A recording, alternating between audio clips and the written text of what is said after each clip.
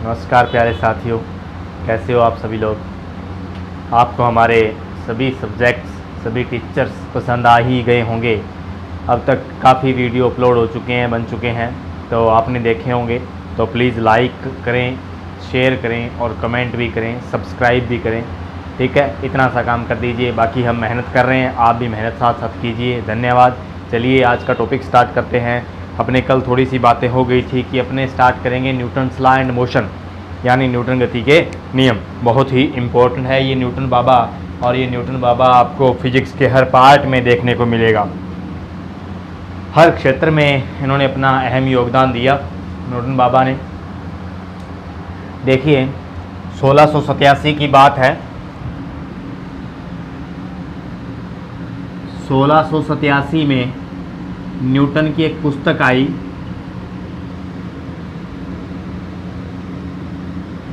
Newton की एक पुस्तक जिसका नाम था प्रिंसिपिया। कौन सी पिया? प्रिंसिपिया पुस्तक आई। और प्रिंसिपिया पुस्तक में न्यूटन के 3 नियमों का उल्लेख मिलता है। न्यूटन के गति के 3 नियम, ध्यान रखिएगा, न्यूटन के बहुत सारे नियम थे, लेकिन गति के कितने नियम? 3 नियमों का उल्लेख मिलता है। कौन सी पुस्तक में? न्यूटन की एक पुस्तक प्रिंसिपिया 1687 में आई, जिसमें न्यूटन की गति के 3 नियमों का उल्लेख मिलता है। यही न्यूटन के 3 नियम किसके निष्कर्ष थे भी मैंने कल ही आपको बताया। किसके? गैलीलियो के सिद्धांतों पर आधारित थे। कौन से? न्यूटन की गति के तीनों नियम नहीं, न्यूटन की गति का पहला नियम। गैलीलियो के समीकरणों पर आधारित या गैलीलियो के सिद्धांतों पर आधारित न्यूटन का प्रथम नियम था। तो न्यूटन की गति के 3 नियम आज हम डिस्कस करने जा रहे हैं। बेसिक सी बात थी, बता दी मैंने, प्रिंसिपिया पुस्तक में इसका उल्लेख मिलता है। चलिए स्टार्ट करते हैं न्यूटन की गति का प्रथम नियम। न्यूटन की गति का जो प्रथम नियम है वो किसको बताता है, वो सुनिए। न्यूटन की गति का जो प्रथम नियम है,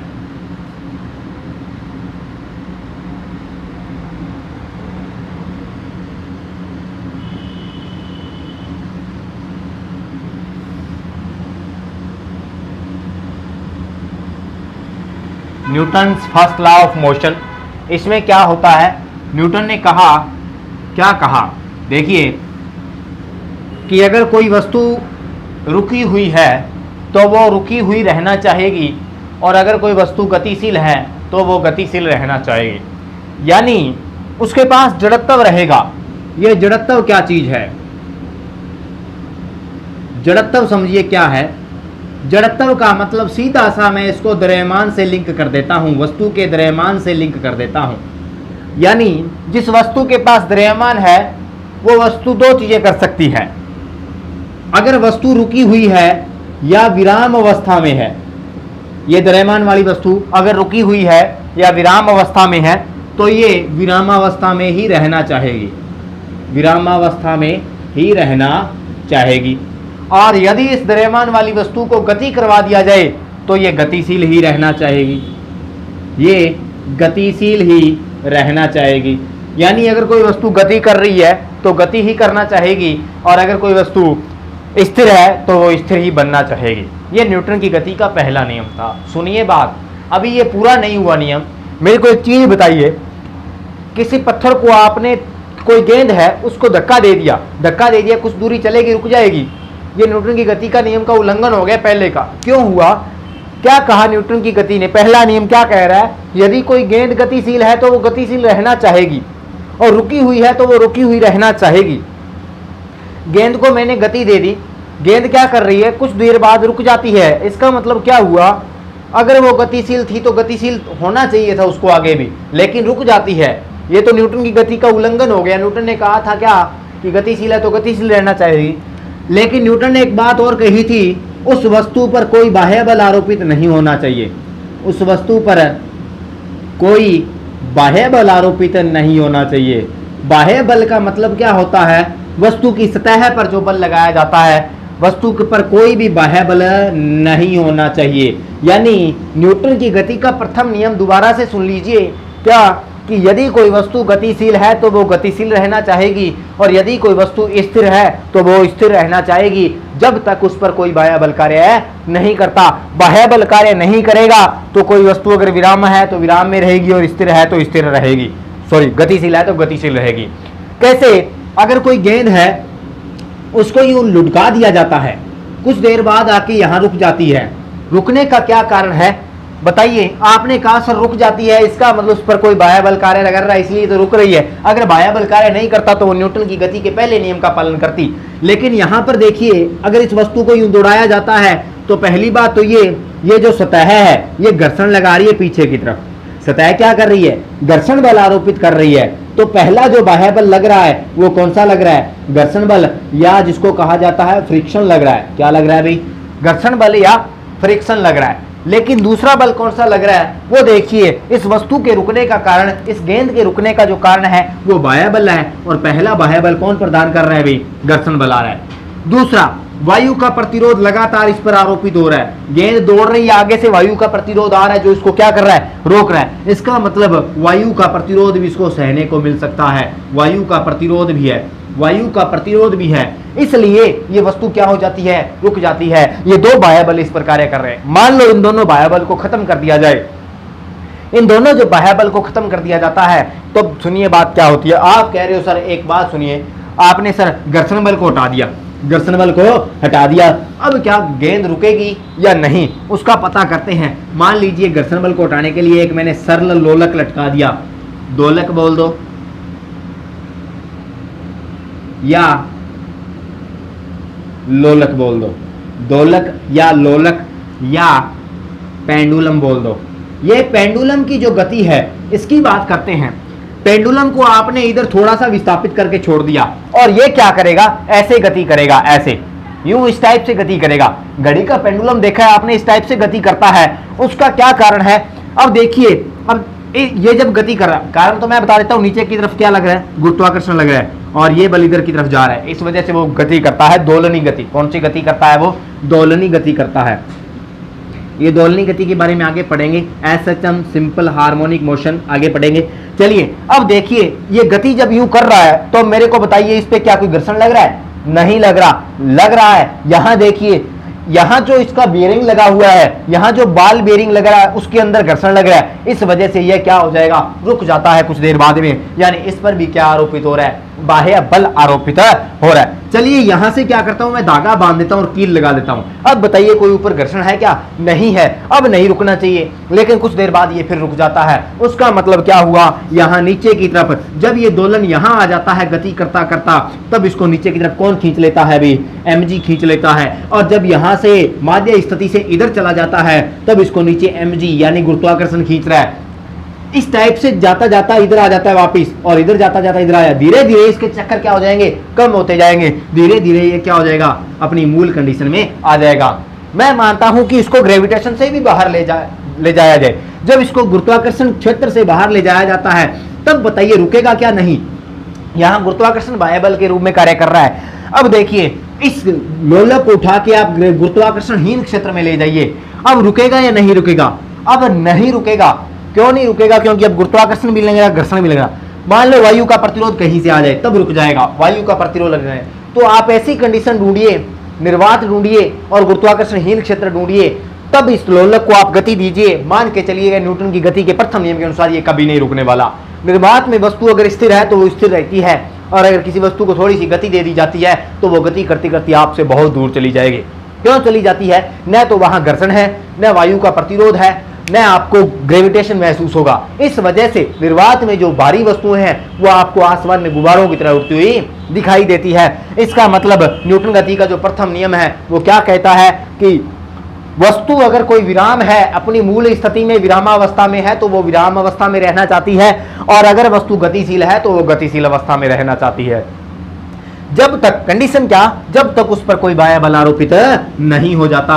बाह्य बल आरोपित हो जाएगा, बाह्य बल आरोपित होते ही न्यूटन की गति का प्रथम नियम जो होता है वो फेल हो जाएगा। अब सुनिए बात आगे। इसमें कहा जाता है, इसको जड़त्व का नियम भी कहते हैं। न्यूटन की गति का जो प्रथम नियम है इसको जड़त्व का नियम भी कहा जाता है। इसको जड़त्व का नियम क्यों कहते हैं वो उसके लिए बात सुनिए। जड़त्व का सीधा लिंक मैंने किससे किया था? द्रव्यमान से। द्रव्यमान ही क्या है? जड़त्व मान के चलिए। यानी कोई वस्तु अगर गति कर रही है वो अपने द्रव्यमान के कारण कर रही है, कोई वस्तु अगर स्थिर है वो अपने द्रव्यमान के कारण स्थिर है। यानी एक प्रकार की जड़ पकड़ लेता है। और वो जड़ किस प्रकार की होती है? यदि कोई वस्तु विराम है, इसका मतलब उसके पास विराम की जड़ें हैं, वो विराम ही धारण करेगी। और अगर कोई वस्तु गतिशील है, उसका मतलब उसके पास गतिशीलता की जड़ें हैं, वो गति ही करना चाहेगी। और अगर कोई वस्तु किसी दिशा में गति कर रही है, वो उसी दिशा की ही जड़ें पकड़ लेती हैं। इसका मतलब वो मुड़ना बिल्कुल भी अच्छा नहीं लगेगा उसको। ठीक है, तो कहने का मतलब इसको जड़त्व का नियम कहा जाता है। यानी अगर कोई विराम है तो विरामावस्था का जड़त्व है, अगर कोई गतिशील है तो गतिशीलता का जड़त्व है, अगर कोई दिशात्मक जड़त्व है तो उसके पास दिशा का जड़त्व होगा। चलिए नेक्स्ट बात करते हैं अपने किसकी? न्यूटन लॉ एंड मोशन की जो बात है, इसको जड़त्व का, न्यूटन लॉ एंड मोशन का जो फर्स्ट नियम है, इसको जड़त्व का नियम भी कहा जाता है। तो पहला नियम है जड़त्व। ध्यान रखिए, आपको सीधा पूछा जाएगा निम्न में से कौन सी घटना जड़त्व से संबंधित है, या एक घटना देके पूछा जाएगा निम्न में से किस नियम पर आधारित है ये घटना, न्यूटन के किस नियम पर आधारित है। तो न्यूटन का प्रथम नियम कह दो या जड़त्व का नियम कह दो, बात एक ही है। तो जड़त्व का नियम, इस जड़त्व के नियम में क्या कहा जाता है वो सुनिए। जड़त्व का नियम, 3 प्रकार के जड़त्व प्रकृति में पाए जाते हैं। 3 प्रकार के, कौन कौन से भाई? एक तो होता है विराम का जड़त्व, एक होता है गति का जड़त्व, और एक होता है दिशा का जड़त्व।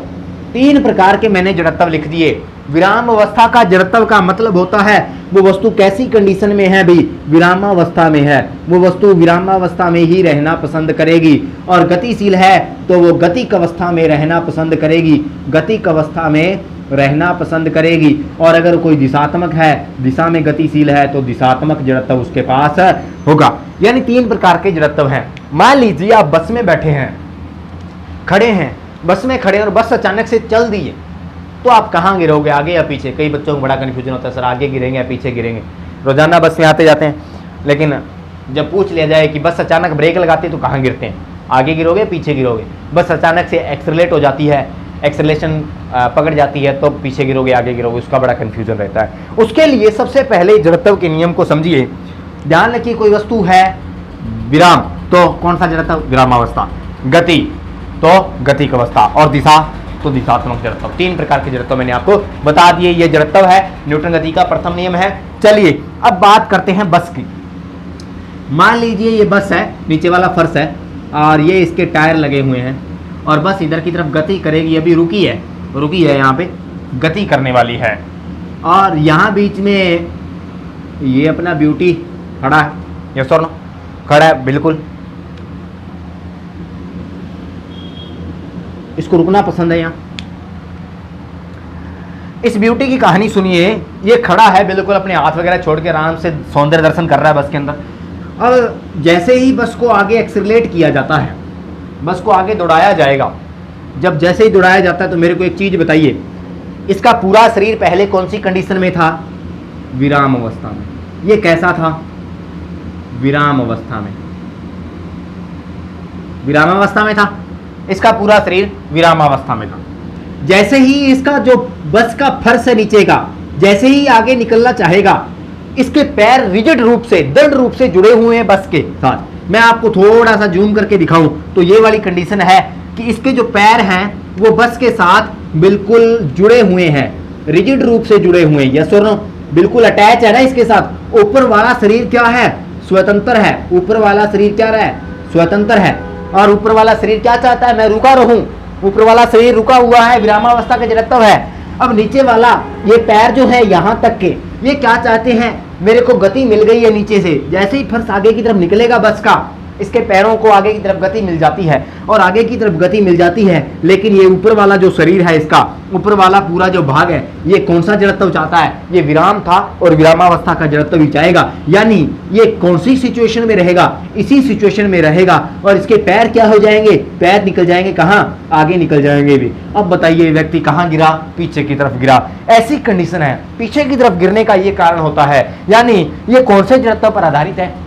विरामावस्था के जड़त्व पर आधारित है। ये विरामावस्था का उदाहरण था।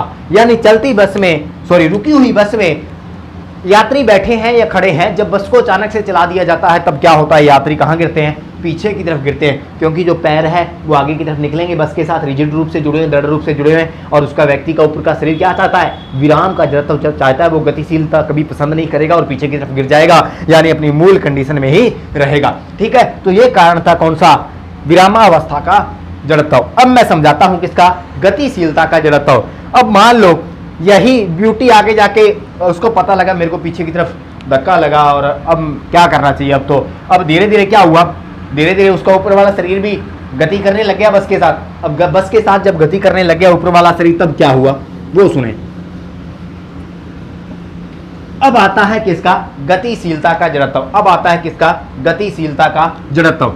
गतिशीलता का जड़त्व सुनिए,